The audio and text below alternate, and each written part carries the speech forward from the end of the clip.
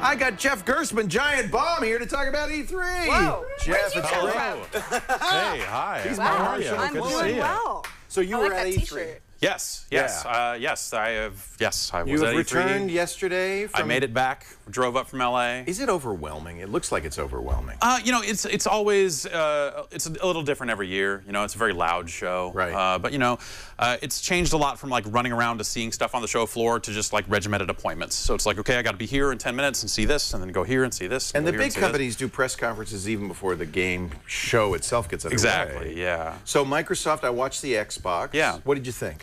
I think they've got some interesting tactical moves they're making. There are clearly some people that haven't moved on from the 360. So when they do stuff like, hey, we're going to let you play 360 games on the Xbox One. Why didn't they do that before? You know, apparently it was really hard. Actually, so, you know, It took a while to figure out. Yeah, to hear them tell it, they've been working People on are this really stuff stoked for about that, kind of a long time. Yeah, I think it's something that, you They're know. like going to have 100 titles out of the gate and then another 100 next Well, year. that's the other thing. Yeah. It's not all of the titles. No. So publishers will have to opt in and say, yes, I want my old game to be playable on the new stuff, which leaves a lot of room for people to just keep selling remakes and reboots and then never let their old games be playable. So will I be able to take my green Xbox 360 box, take the disc out and put it in my new Xbox One? Yes, if you have digital versions of the games, you can just download them right away, but if you have them on disc, you can stick them in, and then it will have to download some kind of wrapper or download the content and rather than read it off the disc. And yes, it is emulating a 360.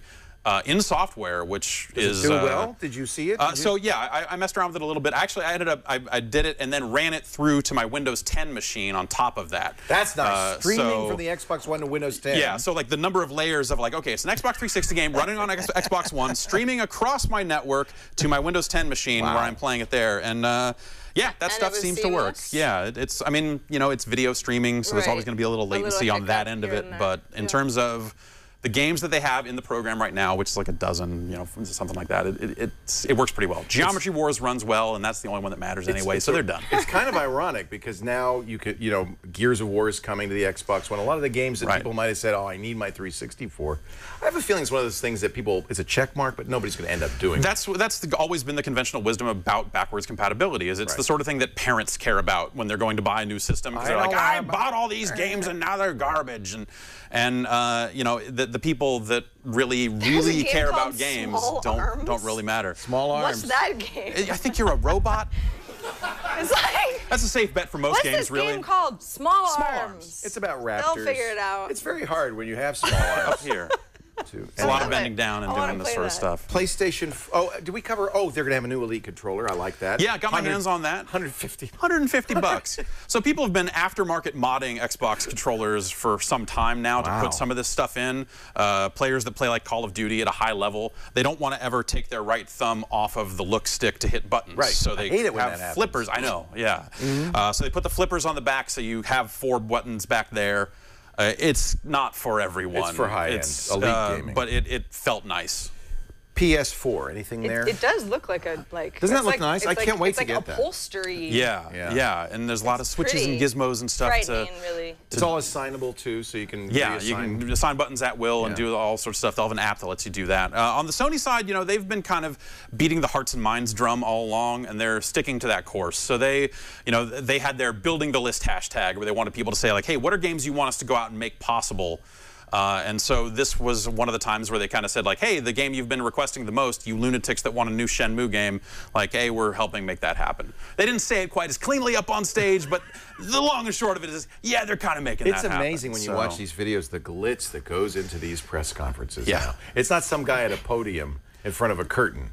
I mean, these stages are beautiful. Yeah, I mean, you know, Sony has the big wraparound screen. For Forza, they lowered a car. Yeah. It's a spectacle now. Yeah. You know? Yeah, I mean, you know, I think, you know, it got to a point where, like, that stuff was airing on Spike TV, and everyone went like, oh, I guess I should probably get on a treadmill, and we should probably clean it up a little bit if we're going to be on television, right? Didn't Morgan and Adam actually broadcast from E3? They reunited for the first time sometime, but they did it for Bethesda, who had a press conference. So they were doing, like, pre- and post-show for them. Bethesda announced Fallout 4, which looks pretty cool. Cannot wait. Are you going to get the Pip-Boy accessory? I was thinking I would just go like even more apocalyptic than that and just duct tape my phone to my arm.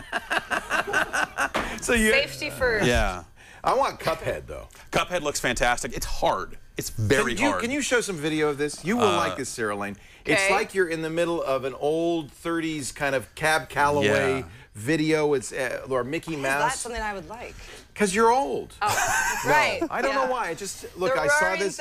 No, that was the I saw this. See if you can find some 30s. Cuphead video. Cuphead's just beautiful, but so it's mostly boss fights. That's how they're getting away with like. Oh, that's disappointing. That's how they're getting away with like. Cuphead. That no, I'm pretty sure that. I'm pretty sure that lady is. Poor poopery woman. Pretty sure that lady's Cuphead. Okay. Yeah.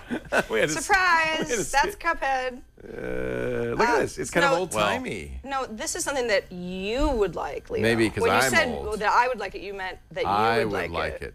Yeah. Who's winning, PS4 or Xbox One? PS4 is the sales lead right now. But it doesn't seem like anybody has an exclusives game lead anymore. No, it's not. Well, if you look at Sony's output, like they're really nailing the third-party end of things. Yeah. But like Japan isn't making games the way it used to, and some of that stuff got a little weird. Whereas Microsoft is kind of spinning up its game machine, and Halo will be out this fall and all that sort of stuff. Microsoft, though, until this year, spent a couple of years really like selling the Xbox as a media center, and I think that backfired. Totally. Because gamers went to the the PS4. We want to play games. That was always it's a gaming machine. They had to roll their whole strategy and a lot of the people behind it, and then get it together. So they've been spending the last couple of years kind of undoing the mess of their message and getting back to games. We've made it too versatile. So like all Sony had to do was kind of stand back and go like, we're a game machine for people who like to play video games, and then people were like, yeah. Whereas Xbox One was like, you could hook a TV up to it and hook it, run HDMI in and and people were like, there are a zillion devices that do that. I don't need a game machine that does that. Where's Nintendo in all this? Are they out of the race? I mean, they're running their own race. The Wii U is coming into its own. Like Super Mario Maker is kind of the thing for me. It's literally a Mario construction kit. You are making your own Super Mario Brothers 1 levels. That's pretty cool. And just being able to use the touchscreen for that, and sharing the levels around online. There's some really inventive stuff that they're showing for that already, and I'm really looking forward to that. They're not, it's not the most powerful machine on the market. They're not in the hardware race the same way. They don't get third-party games the same way the other guys go for, but Nintendo still makes quality products, and if you like Mario, you like Zelda, if you want to play that classic Nintendo experience, they still have that. That's where you play They still have that. Yeah. Best games of the thing that stuck out for me is a game called Just Cause 3 that Square's putting out. Just Cause 2, someone made a mod for it that lets 1,000 people come together and play it. Just Cause 3 isn't going to have that out of the gate until some modders get their hands on it. But it is just explosion central. It is this open world, ridiculous, wingsuits, parachutes, kind of just physics-based destruction all over the place. So you are blowing up buildings and watching them crumble the way you want them to crumble, and it's a stress reliever. Totally. Like you have a tether you can use to attach objects to each other, and then constrict the tether so you're making helicopters crash into cars, and it's a very relaxing experience. I mean, isn't it that it's effective?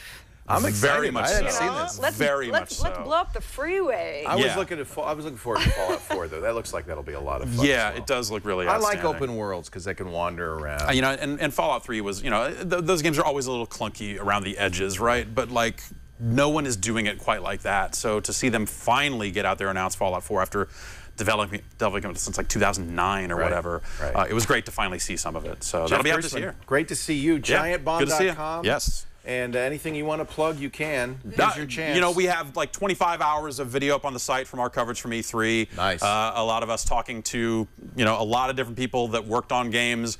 WWE superstar Xavier Woods comes on at one point. Just a cavalcade of stars. So check some of that stuff out. It was a lot of fun. Thank you, Jeff. Great to see you. Jeff. Yeah, great to see you. Giant Bomb. See ya. All right, Sarah Lane. And now he just disappears. It's a magic. It's just kind of whoosh. This is great.